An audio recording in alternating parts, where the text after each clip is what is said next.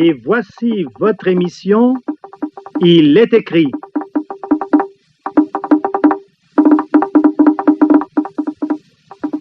Une analyse des tendances, des faits, des événements de notre époque à la lumière des Saintes Écritures.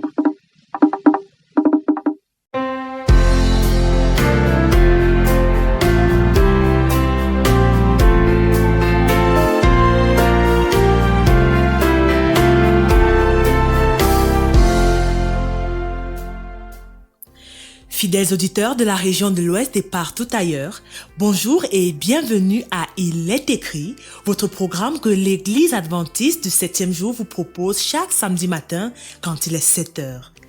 Lionel Simo dirige la partie artistique. Chloé et Cassie est là aussi pour notre rubrique santé et bien-être. Nicanor Vongele est également présent pour la synthèse de l'étude de la semaine. Emmanuel et Marcel Milon gèrent l'aspect logistique. Elsa Madeleine Sangou, c'est mon nom, et ce matin, je vous propose de venir à Jésus, le seul capable de changer nos caractères, le seul aussi capable de nous accorder un nouveau départ. Je me tiens là dans ta présence, élevant ma voix pour crier ton nom, proclamer ta grandeur. Mon rocher, ma forteresse, je ne cesserai de louer ton nom, car tu es Dieu. Je me tiens debout devant toi, m'accrochant à toutes tes promesses. Ta parole agissant en moi me dévoile toute ta sagesse. Seigneur, vers toi je lève ma voix, car tu es mon Dieu. Touche-moi encore, Seigneur, me voici. Seigneur, me voici. J'ai besoin de toi. J'ai besoin d'être touché, être touché par toi. Seigneur, me voici. J'ai besoin de toi.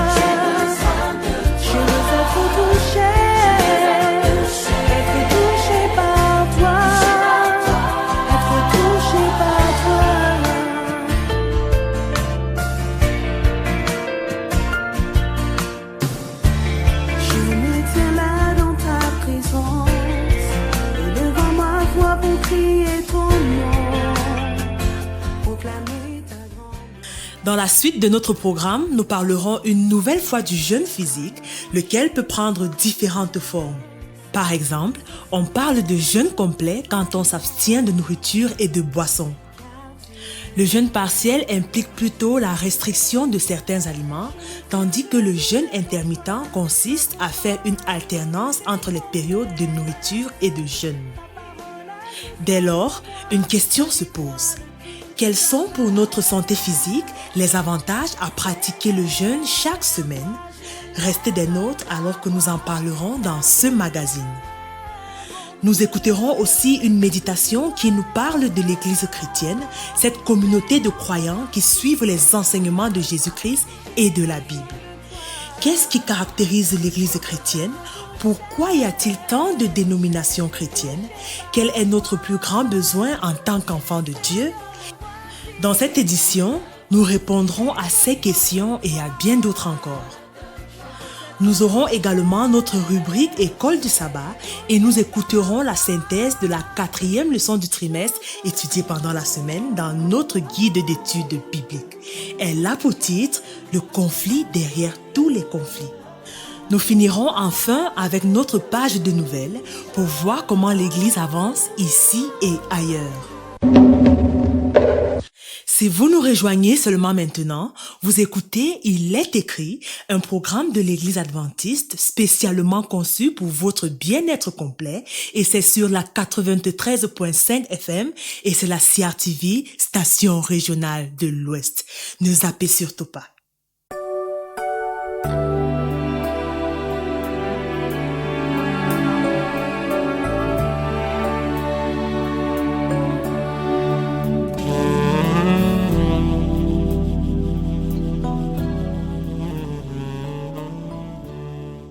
Mes chers amis, voici venu le moment de notre rubrique santé et bien-être et c'est avec Chloé et Cassie. Bonjour ma chère Chloé. Bonjour ma chère Madeleine, bonjour chers amis auditeurs et merci d'être là semaine après semaine. Aujourd'hui, vous nous parlez du jeûne, une pratique que nous négligeons très souvent et vous vous attardez sur ses bienfaits pour notre santé physique. Absolument Madeleine, le jeûne est une pratique qui peut avoir plusieurs bénéfices sur notre santé physique. Mes chers amis, il nous arrive très souvent de jeûner pour plusieurs raisons. Mais connaissez-vous les bienfaits que le jeûne peut avoir sur notre santé physique? Je vous propose ce matin d'explorer ensemble 5 bénéfices du jeûne qui sont appuyés par des études scientifiques récentes. 1. Le jeûne améliore le métabolisme et aide à mieux gérer le poids. Une étude publiée en 2023 par le magazine Healthline montre que le jeûne améliore la sensibilité à l'insuline, ceci pour aider le corps à mieux réguler la glycémie et à diminuer le risque de diabète de type 2. Aussi, il favorise la mobilisation des graisses en réduisant le taux de sucre dans l'organisme, ce qui contribue à une perte de poids efficace. 2. Le jeûne renforce la santé cardiovasculaire. Selon une étude publiée en 2024 dans la revue médicale de Lancet, le jeûne réduit les niveaux de mauvais cholestérol et la pression artérielle et contribue ainsi à la prévention des maladies cardiovasculaires. Notons que le bénéfice est d'autant plus marqué lorsqu'il est combiné à une activité physique régulière. 3. Il a un effet anti-inflammatoire et favorise la protection des cellules. Le jeûne stimule le nettoyage des cellules endommagées dans l'organisme, aidant à ralentir le vieillissement des cellules et protège le corps contre les maladies dégénératives. 4. Le jeûne réduit le stress oxydatif. Une étude publiée en 2022 par le journal Santé PubMed a montré que l'alternance entre jeûne et repas favorise la production de certaines cellules par le foie, lequel contribue à la prévention des maladies chroniques telles que certains cancers. 5. Le jeûne contribue à la régénération du système immunitaire. Une étude publiée en 2020 dans la revue Cell Stem Cell a démontré que les cycles de jeûne prolongés activent les cellules responsables du renouvellement du système immunitaire. Ce processus améliore la tolérance aux traitements comme la chimiothérapie et contribue au maintien d'une meilleure santé immunitaire avec l'âge. En conclusion, mes chers amis, nous venons de voir les bienfaits du jeûne pour notre santé physique. Je nous conseille vivement de considérer ces nombreux bénéfices pour nous et commencer dès que possible à le pratiquer car il nous permet de traiter durement notre corps et le tenir assujetti pour la bonne cause, comme nous le dit l'apôtre Paul dans le livre de 1 Corinthiens chapitre 9, le verset 27. C'est tout pour ce matin mes chers amis, mais c'est avec un grand plaisir que je vous retrouverai la semaine prochaine. Bon sabbat à tous. Bon sabbat ma chère Chloé et qu'il plaise à Dieu que nous soyons au rendez-vous la semaine prochaine.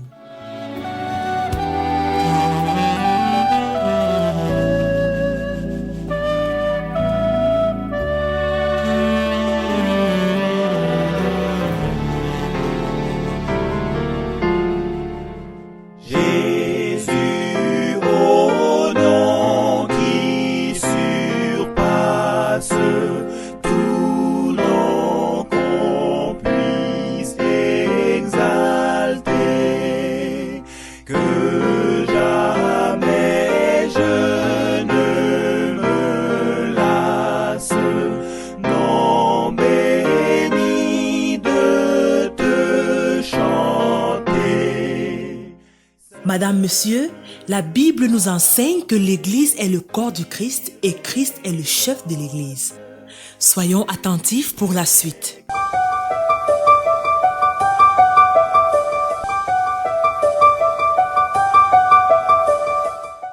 La famille protestante est aujourd'hui partagée en plus de 200 dénominations qui sont pour la plupart subdivisées en sous-groupes. Par exemple, les baptistes se retrouvent sous 20 formes différentes.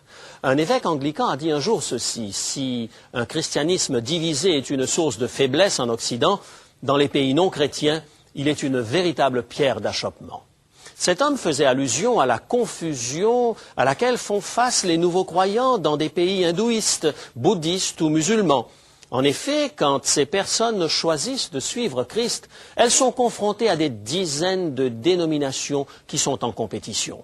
Dans les années 40, lorsque les Juifs retournaient en Palestine avec l'espoir de construire la nouvelle nation d'Israël, les églises chrétiennes en ont profité pour envoyer des missionnaires. Cela semblait une occasion unique de présenter aux Juifs celui qui se proclamait leur Messie, c'est-à-dire le Christ. À cette époque, il y avait 172 missionnaires chrétiens en Palestine. Mais il y avait un problème. Ils représentaient presque autant d'églises et de sociétés missionnaires. Certains travaillaient bien ensemble. Malheureusement, d'autres se livraient à une compétition acharnée pour gagner le plus grand nombre de convertis. Il n'est donc pas étonnant que partout dans le monde, on se demande pourquoi y a-t-il tant de dénominations chrétiennes et pire encore, pourquoi tant de querelles? Examinons tout d'abord une caractéristique commune à toutes les églises. Elles peuvent sembler dire toutes sortes de choses différentes, mais presque toutes se servent du même argument. Nous sommes motivés par le christianisme du Nouveau Testament, nous voulons réellement retourner aux purs enseignements de Jésus et de ses disciples. C'est la chose la plus importante pour la plupart des groupements chrétiens. Ils veulent refléter l'Église de Jésus-Christ lui-même, celle qu'il a fondée. Ils veulent construire sur le rocher la pierre angulaire, le Sauveur et Seigneur, Jésus-Christ. Toutes les dénominations cherchent à revenir à la pureté et à l'authenticité de la religion du Nouveau Testament. Même si cela semble difficile à croire, presque toutes les églises chrétiennes partagent la même idée, le même désir de retrouver quelque chose de perdu. En gardant à l'esprit cela, puis-je vous proposer le premier pas que nous prendrons pour répondre à notre question « Pourquoi y a-t-il autant de dénominations ?» Nous devons tout d'abord examiner avec soin ce à quoi nous voulons retourner. Qu'essayons-nous de retrouver? À quoi ressemblait vraiment l'Église du Nouveau Testament? Le Nouveau Testament révèle des principes qui nous guident dans notre voyage vers la vérité. Il décrit clairement l'essence du christianisme. Tout deviendra plus simple lorsque nous aurons répondu à cette question importante. C'est peut-être par une question que nous pouvons le mieux décrire l'Église du Nouveau Testament. Et la question est la suivante. Sur quoi le Nouveau Testament met-il l'accent? Sur quoi revient-il toujours? Quel est le thème le plus important pour le Nouveau Testament? Concentrons-nous sur les épîtres. Après tout, elles sont destinées aux églises. Elles ont pour but de construire l'Église. Pouvons-nous résumer ce que nous y trouvons?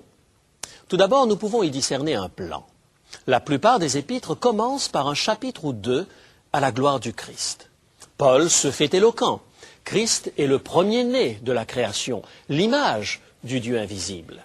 Il est assis à la droite du Père dans les lieux célestes. Les épîtres commencent par offrir un portrait vivant de Jésus, notre merveilleux Sauveur, Seigneur et ami. Ensuite, elles continuent en traitant d'une variété de problèmes pratiques qui touchent les églises. Les conseils donnés peuvent être résumés en quelques mots. Aimez-vous les uns les autres, pardonnez-vous réciproquement, édifiez-vous les uns les autres, acceptez-vous comme Dieu vous a accepté en Jésus-Christ. Ces phrases sont répétées à maintes reprises. Pouvons-nous maintenant trouver sur quoi est mis l'accent dans le Nouveau Testament? Je pense que nous le pouvons. Sur la consécration à Christ et l'amour pour les autres. Vous ne pouvez lire les épîtres sans être frappé par ces thèmes. En fait, Paul est très explicite sur ce qui, selon lui, est important dans la foi chrétienne. Écoutez ce qu'il dit dans Philippiens, chapitre 3 et le verset 8. Il parle ici de l'essence du christianisme. Philippiens, chapitre 3 et le verset 8.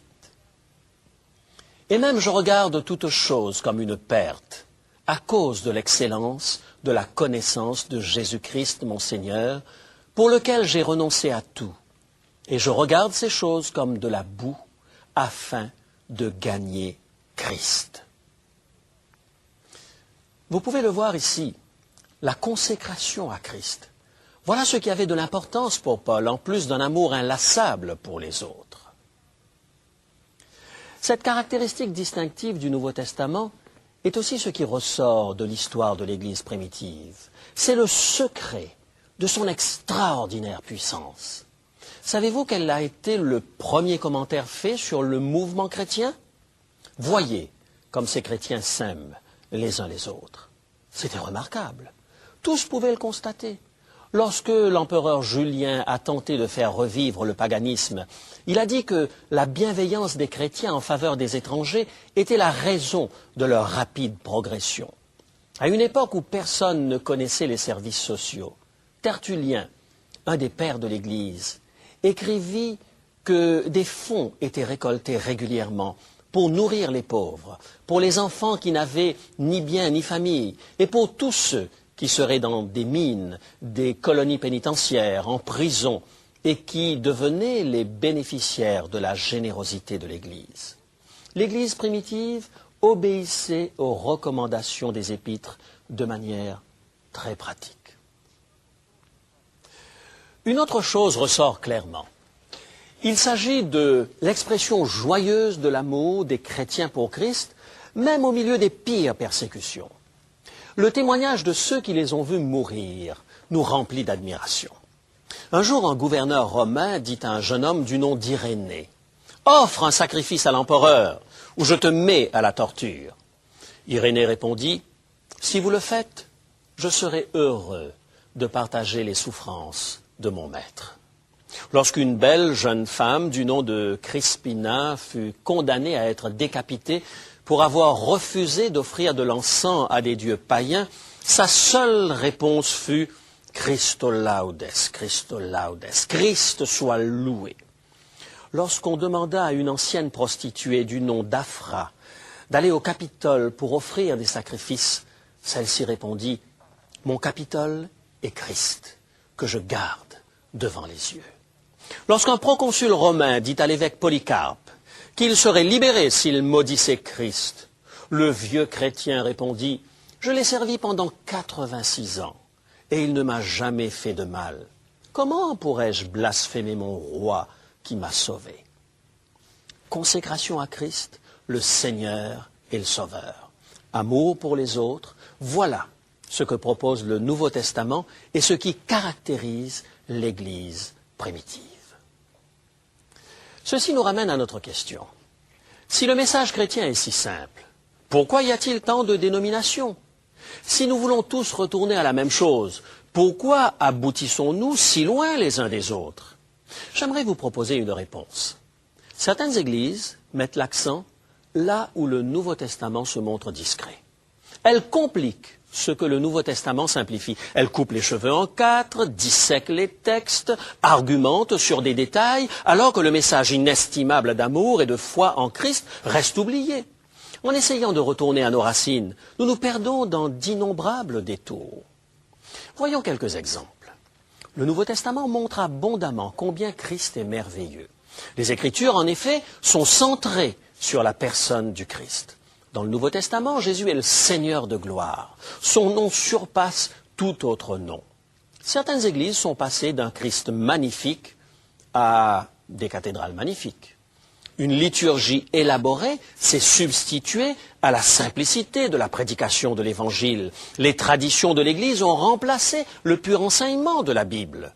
Depuis des siècles, les dénominations se battent sur la façon adéquate d'adorer, sur le théologiquement correct en matière d'adoration. La liturgie est devenue par la même occasion un cheval de bataille.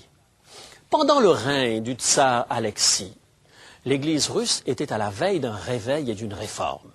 Des groupes de missionnaires voyageaient à travers le pays et appelaient le clergé et le peuple à une dévotion spirituelle sincère.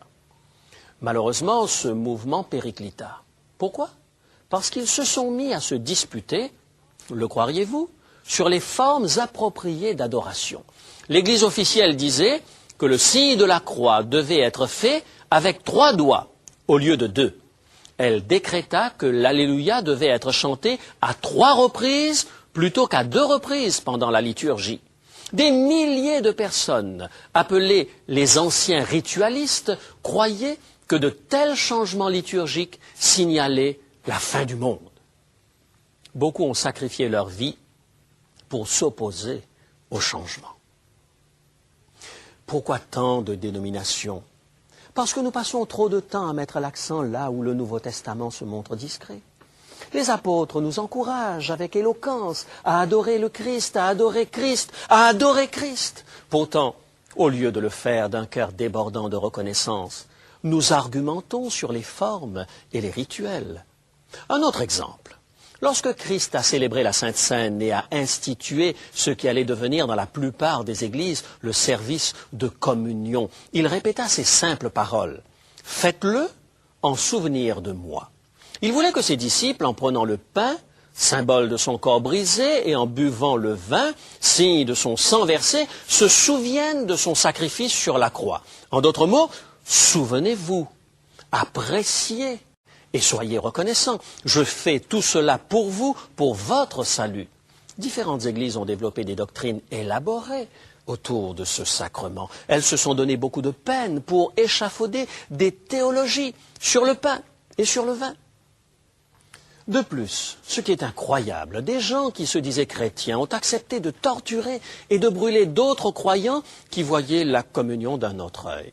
Écoutez un extrait d'un interrogatoire remarquable qui nous vient d'une cour ecclésiastique de Londres au XVIe siècle.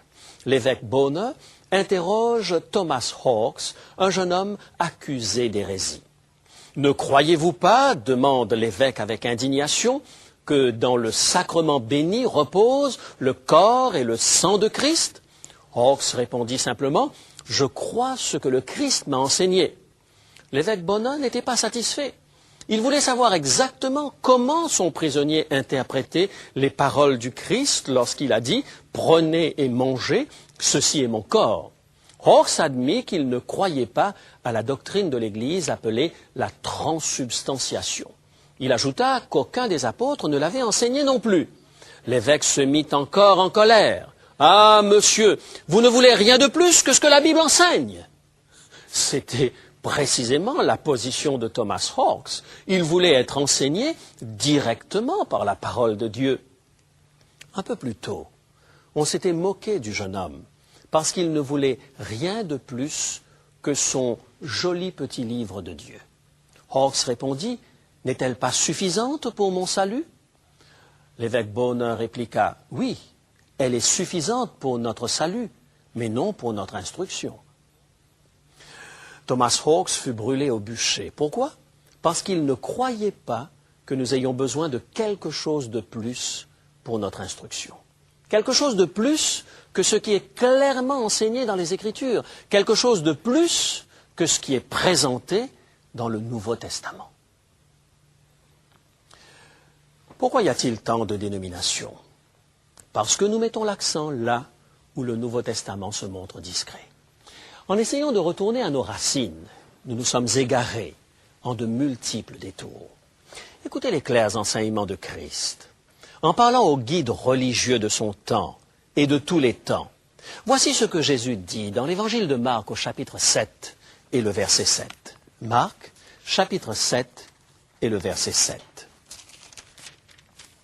« C'est en vain qu'ils m'honorent en donnant des préceptes qui sont des commandements d'hommes. » Comprenez-le bien, les commandements des hommes, les traditions de l'Église ont subtilement remplacé les enseignements de Jésus. Tous ceux qui aimeraient retrouver la pureté et la puissance de l'Église primitive doivent écouter cette exhortation de l'apôtre Paul dans sa deuxième lettre aux Corinthiens, chapitre 11 et le verset 3. 2 Corinthiens, chapitre 11 et le verset 3. Toutefois, de même que le serpent séduisit Ève par sa ruse, je crains que vos pensées ne se corrompent et ne se détournent de la simplicité à l'égard de Christ. La simplicité à l'égard de Christ. Tout est dit dans ce verset, n'est-ce pas? La religion chrétienne s'est répandue dans le monde parce qu'elle était centrée sur la personne de Christ. C'était l'engagement envers cette personne et non à une idéologie ou à un ensemble de doctrines qui a bouleversé le monde. Ainsi donc, si nous voulons retourner à nos racines en prenant l'exemple sur l'Église primitive, nous devons nous concentrer sur ces thèmes remplis de puissance, la consécration à Christ, notre Sauveur et Seigneur, et l'amour des autres. Nous devons mettre l'accent sur ce qui est enseigné dans le Nouveau Testament. Nous devons célébrer ce que le Nouveau Testament lui-même célèbre. Une des plus claires descriptions de l'Église du Nouveau Testament est donnée dans Actes chapitre 2, versets 41 et 42. Si vous voulez savoir à quoi ressemblait cette Église, regardez ce que le livre des Actes dit au chapitre 2. Chapitre 2, versets 41 et 42. Ceux qui acceptèrent sa parole furent baptisés, et en ce jour-là, le nombre des disciples augmenta d'environ 3000 âmes. Ils persévéraient dans l'enseignement des apôtres, dans la communion fraternelle, dans la fraction du pain et dans les prières. Il n'y a rien d'extraordinaire dans ce texte. On y trouve seulement un groupe de personnes totalement consacrées à Christ, acceptant avec joie sa parole, suivant ses enseignements, recherchant Dieu par la prière et fraternisant dans l'amour les uns avec les autres. Pourtant, ces adorateurs ont bouleversé le monde. Mes amis, nous trouvons dans beaucoup de dénominations une supposition implicite. Il nous faut plus que Jésus-Christ. Il n'est pas suffisant. Nous devons avoir plus que Jésus, une certaine quantité de tradition. Nous devons élaborer là où il n'a rien dit. Nous devons remplir les brèches des enseignements du Nouveau Testament. Il n'est pas vrai que nous ayons besoin quoi que ce soit de plus que Jésus.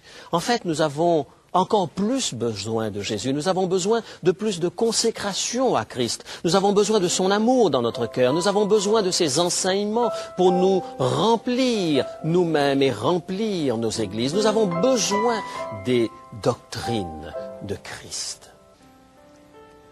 Mon Père, je veux te louer pour le cadeau inestimable de ton Fils Jésus-Christ, qui s'est donné pour les péchés du monde.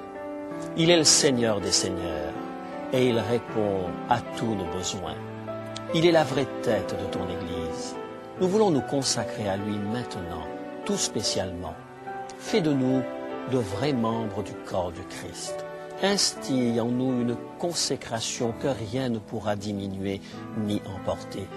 Garde toujours le Christ vivant devant nos yeux. C'est en son nom que nous te demandons ces grâces. Amen.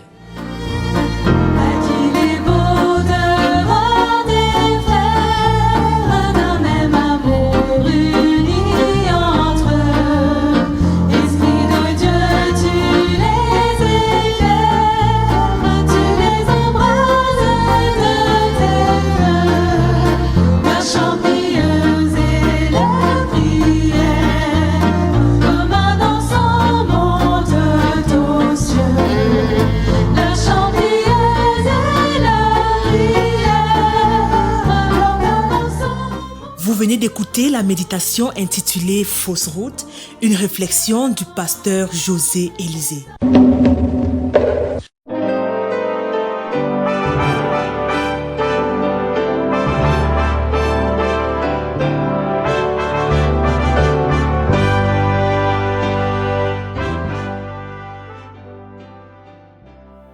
Mes chers amis, nous plongeons maintenant dans notre rubrique consacrée à l'étude biblique hebdomadaire. Bonjour Nicanor. Bonjour Madeleine et bonjour fidèles auditeurs. Ce matin, vous partagez avec nous la synthèse de la leçon numéro 4. Est-ce bien cela? Effectivement, cette leçon a pour titre le conflit derrière tous les conflits. Nous vous écoutons, mon cher. Il n'y a point eu de jour comme celui-là, ni avant ni après, où l'Éternel ait écouté la voix d'un homme, car l'Éternel combattait pour Israël. Josué, le chapitre 10, le verset 14. Cette leçon explore le thème du conflit derrière les guerres dans l'Ancien Testament, en particulier dans le livre de Josué. Elle souligne que Dieu est un guerrier qui combat pour son peuple et que les batailles sont une partie d'un conflit cosmique plus vaste entre le bien et le mal.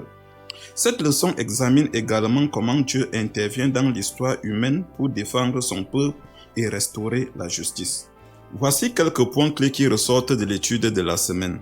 Comme premier point, Le conflit derrière les guerres dans l'Ancien Testament est un conflit cosmique entre les forces du bien et les forces du mal, entre Dieu et Satan. 2. Dieu est un guerrier qui combat pour son peuple et défend la justice. 3. Les batailles dans l'Ancien Testament sont une partie d'un conflit plus vaste qui atteindra son apogée sur la croix du Calvaire et se terminera au jugement final.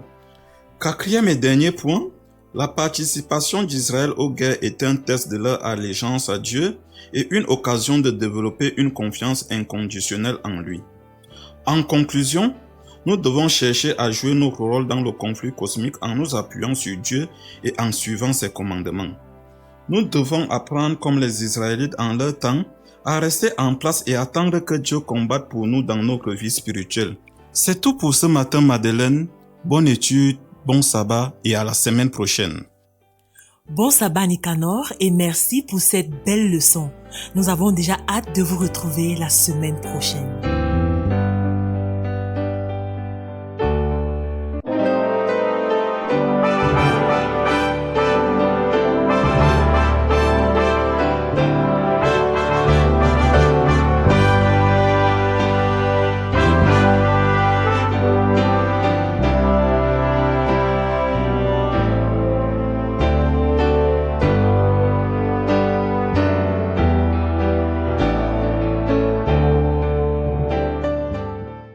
Mes chers amis, voici à présent nos nouvelles.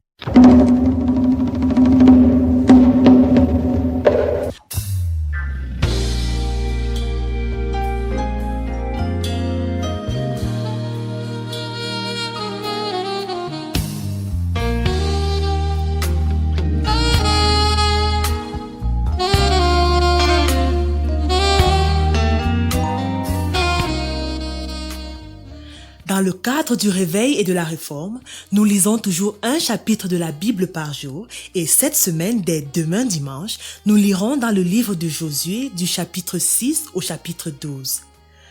L'autre lecture de la semaine se fera dans le livre Patriarches et Prophètes au chapitre 36 et 37. Chaque jour, à 7h le matin ou 7h le soir, nous allons supplier le Seigneur pour être baptisés de son Saint-Esprit. Nous allons aussi intercéder pour notre pays et supplier le Seigneur pour la paix, la sécurité, la stabilité et l'esprit de pardon.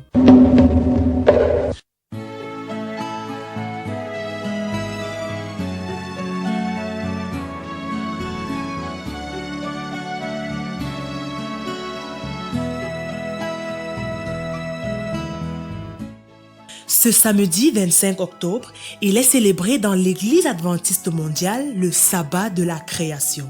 C'est l'occasion pour les adventistes dans les plus de 213 pays où ils se réunissent chaque semaine de faire une pause, de réfléchir et d'adorer Dieu en tant que créateur du monde.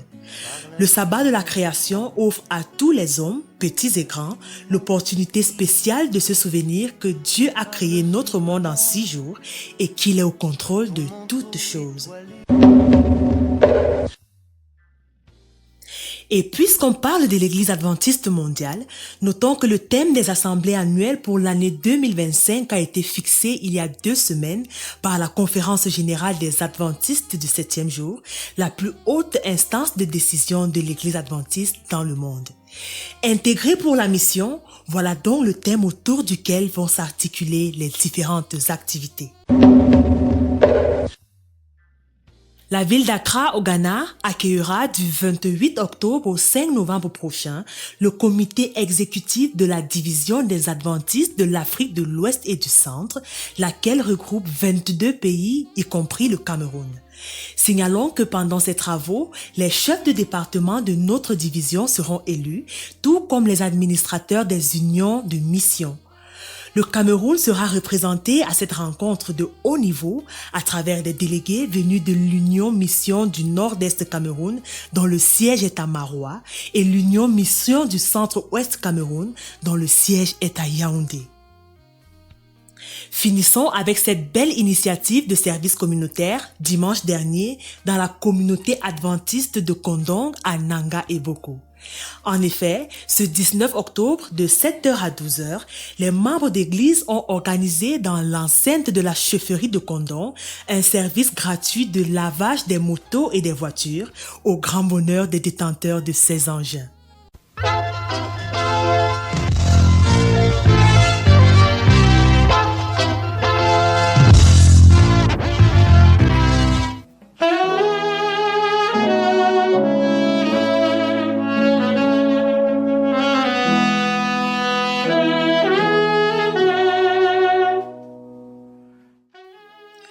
Chers amis, notre programme s'achève bientôt, mais si vous avez besoin de prières, de conseils ou d'études bibliques, contactez-nous au 699 85 85 69 ou au 675 42 80 95 ou enfin au 699 66 45 05.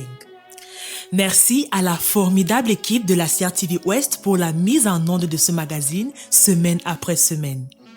Madeleine Elsa Sangou, c'est mon nom. La semaine prochaine, vous serez en compagnie de Clovis Sutien-Foupa. Mais d'ici là, souvenons-nous qu'il est écrit « Je vous laisse la paix, je vous donne ma paix, je ne vous donne pas comme le monde donne. Que votre cœur ne se trouble point et ne s'alarme point. Dieu vous bénisse. » De lassitude, mes pas m'ont mené quelque part où je ne sais, j'ai dû lâcher ta main. Dans ce silence, je veux me taire et retrouver ta voix. Je continuerai à t'adorer, car tu m'as aimé le premier, malgré mes doutes et mes questions, tu restes le même. Je continuerai à te louer, à compter sur ta fidélité dans ce désert où l'abondance, tu m'accompagnes.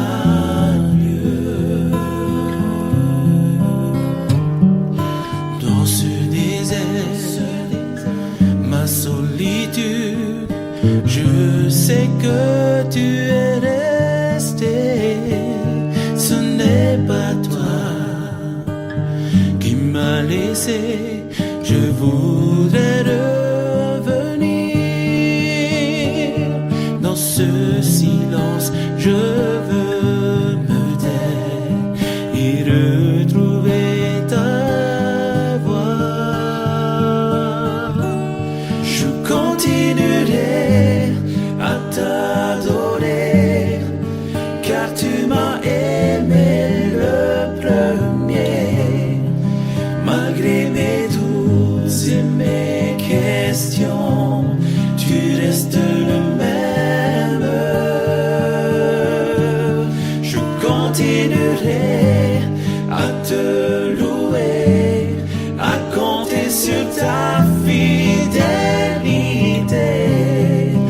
dans ce désert où l'abondance, tu m'accompagnes. Dans ce désert où l'abondance, tu m'accompagnes.